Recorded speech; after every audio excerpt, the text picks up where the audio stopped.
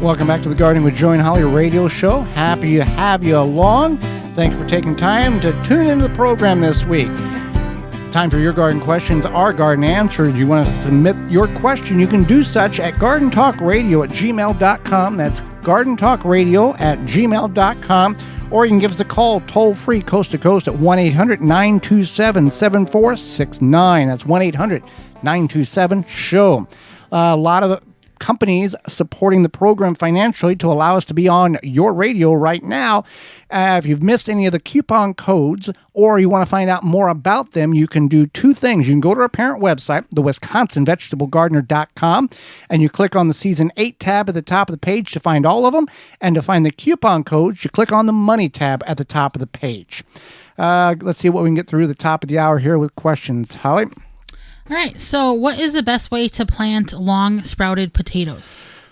Well, long sprouted potatoes, when I hear that, I'm thinking 4, 6, maybe 7 inches long, the sprout on it. You do not want to break that sprout off. You want to bury it, and if you stick it above the ground, it's just going to burn off, and the plant will, the portion above the ground will burn off and die, but everything below soil will be fine and start generating a potato plant. The reason why you don't want to break it off is that's a lot of energy. That tuber, which is the energy for the plant to start to develop, has emitted in order to get that sprout to grow. Once the sprout gets to a certain level or size, the potato disconnects itself because roots have developed around that sprout, and the potato plant starts to grow. That's when you dig up the potatoes, you find that rotten one, you think, what happened here? That's the actual seed potato. Okay, let's go with another question.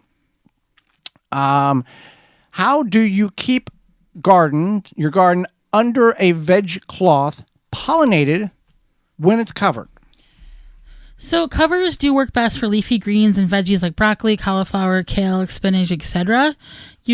You can use the covers for fruiting plants. That's helpful as well. But they do need to be pollinated by bees, butterflies, and other insects. So you're going to have to remove them at some point. Yep. So they don't just keep the bad bugs out, but they keep the good ones out too. So what you could do is you could lift the covers for a portion of the day to give the pollinators access and then bring them back down at night.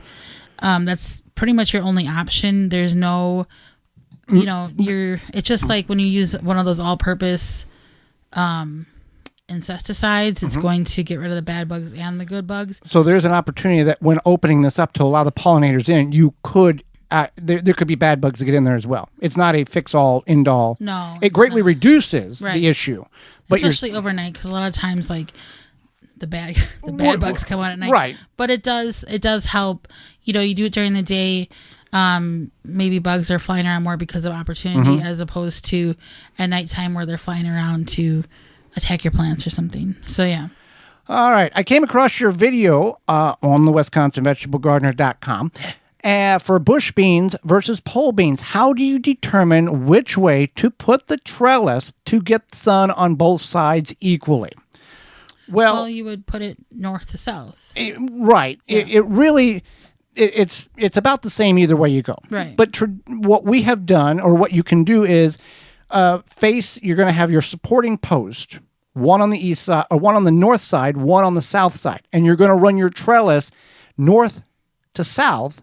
So the sun coming up in the east and setting in the west, the east sun will shine on the east side, and the west setting sun will shine on the west side, so you can get equal sun coverage.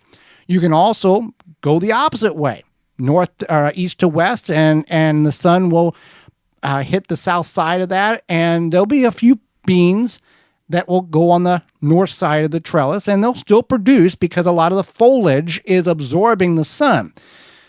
Is there a right way? Is there a wrong way? Fight me about it. There's a lot of different answers, but we've done it both ways and it's worked. Right. I would just run north to south, or you could do like a circular. But then what about the things in the center? How is that getting, that's true. There's many different But like Joey mentioned, that because there is going to be foliage no matter what side, that the foliage typically grows towards the sunlight. Yeah. That will provide enough photosynthesis for all of the plants. So you should be good. I would personally just keep it if you can. Run those trellises north to south so that it can get the east and west sun and the midday sun more evenly, essentially. That's yeah. So another question is, on your podcast radio show, you suggest using whole grain cornmeal for tomatoes. I would like to try this, but I'm having trouble finding yellow whole grain cornmeal that is not expensive. Where do you get yours? What brand do you suggest?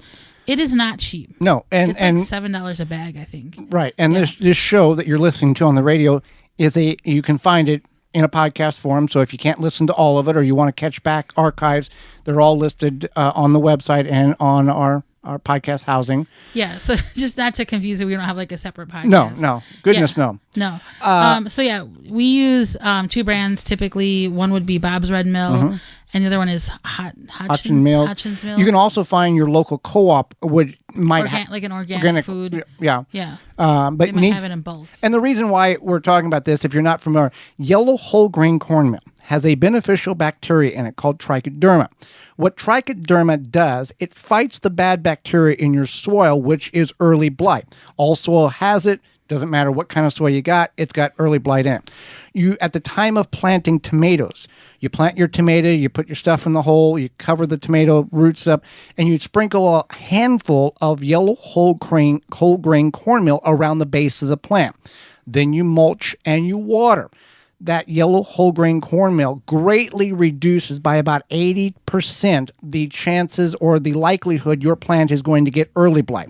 Early blight is caused by the soil, and 90% of the diseases your tomato plant has is by soil splashing up on the leaves, progressively working up the plant. By the end of the season, you got a plant with a lot of fruit and no leaves. So since we've been doing this since 2014, our plants have been as lush and green from early fruit development all the way up to the day of frost. Prior to this, our plants didn't exist by the end of the season because early blight had overtook it. So that's why we used yellow whole grain cornmeal. With that being said, we are out of time. It's time for the portion of the program with what we learned today.